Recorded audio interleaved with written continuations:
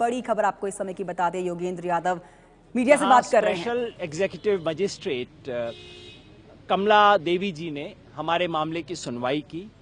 मुझे कहते हुए बहुत खुशी है, फख्र है कि उन्होंने हमारे विरुद्ध जो बेबुनियाद आरोप लगाए गए थे, शांति में खलल डालने का और इस तरह के तमाम बेबुनियाद आरोपों को खारिज करते हुए हमें सबको इससे पूरी तरह से डिस्चार्ज कर दिया है, हमें मुक्त कर दिया गया है, ये दाग हमसे हटा लिया गया है। इसके साथ ही हमने 2-3 और बातें मजिस्ट्रेट साहिबा के सामने रखी।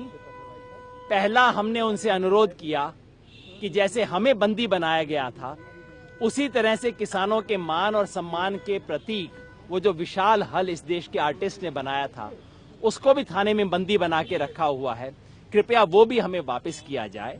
मजिस्ट्रेट साहिबा ने कहा कि मैं इस पे गौर करूंगी, मैं डीसीपी से बात करूंगी और इसके बारे में आदेश करूंगी। हमें बहुत उम्मीद है कि उनका आदेश सकारात्मक होगा, किसानों के मान का प्रतीक हल हमें वापस मिलेगा, नहीं तो हम अपना संघर्ष इस दिशा में जारी रखेंगे। साथ ही हमने एग्जीक्यूटिव मजिस्ट्रेट के सामने पिछले 18-20 घंटे की कहानी भी रखी।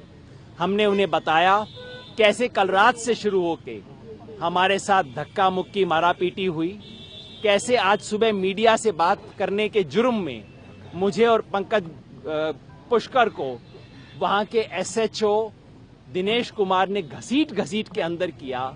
वो तो आपने देखा, लेकिन जो आपने नहीं देखा वो ये कि अंदर जाने के बाद हमें जान से मारने की धमकी दी। पार्लियामेंट स्ट्रीट के एसएचओ दिनेश कुमार ने दिल्ली के एमएलए पंकज पुष्कर और मुझे मारने की धमकी दी, कहा भड़ता बना दूंगा, कहा यहां वही चलेगा जो मैं चाहूंगा, सुप्रीम कोर्ट का कोई मतलब नहीं है। हम बार बार सुप्रीम कोर्ट की गाइडलाइंस दिखाते रहे, उन्होंने गिरफ्तारी 2:30 बजे की दिखाई, हमें 10:30 बजे बताया, 8 घंटे बाद बताया सुप्रीम कोर्ट के निर्देश के विरुद्ध है। हमें अपने वकील से मिलने की इजाजत नहीं दी गई। जैसा आप जानते हैं, प्रशांत भूषण जी रात 4 बजे तक वहां इंतजार करते रहे, ये भी सुप्रीम कोर्ट की गाइडलाइंस के खिलाफ है।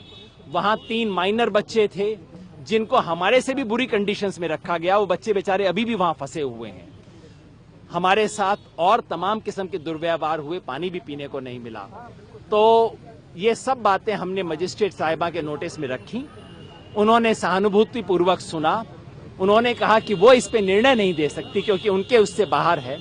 उन्होंने हमें सलाह दी कि हम इसके बारे में एक कंप्लेंट दायर करें, हम चाहे तो एफआईआर दायर कर सकते हैं और हम वही हमारा आगे का कोर्स ऑफ एक्शन होगा।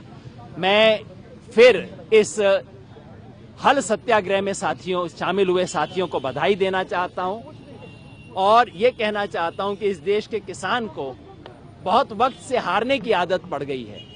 आज कोर्ट ने एक छोटी लेकिन महत्वपूर्ण जीत इस देश के किसान को दी है। पंकज भाई से बोलना चाहूंगा, एक मिनट, एमएलए पंकज पुष्कर बोलना चाहेंगे। तो स्वराज संवाद के नेता योगेंद्र यादव को आप सुन रहे थे। उन्हें जमानत मिल गई है, उनकी गिरफ्तारी हुई थी, किसानों के लिए आंदोलन कर रहे थे, लेकिन बड़ी खबर बता दें, मीडिया से बात करते हुए योगेंद्र यादव बोले हैं मुझे जान से मारने की धमकी दी गई है। तो जान से मारने की धमकी दी गई है योगेंद्र यादव को, मीडिया से बात करते हुए ये उन्होंने कहा। साथ ही कहा कि मजिस्ट्रेट ने तमाम आरोप हटा दिए हैं मुझ पर से।